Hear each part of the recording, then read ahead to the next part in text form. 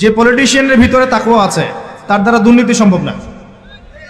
যে প্রশাসনের কর্মকর্তার ভিতরে তাকওয়া আছে সে ঘুষ নিতে পারবে না, দুর্নীতি করতে পারবে না। যে আলেমের ভিতরে তাকওয়া আছে সে দিনকে দুনিয়ার বিনিময়ে বিক্রি করবে না। যে ডক্টরের ভিতরে তাকওয়া আছে সে ডাক্তার হবে, কসাই হবে না। যে ইঞ্জিনিয়ারের ভিতরে তাকওয়া আছে সে দেখবেন সত্যিকারের প্রকৌশলী হবে, সে কিন্তু চোর হবে না। ভিতরটা চেঞ্জ করতে হবে, ভিতরটা, এর নাম তাকওয়া।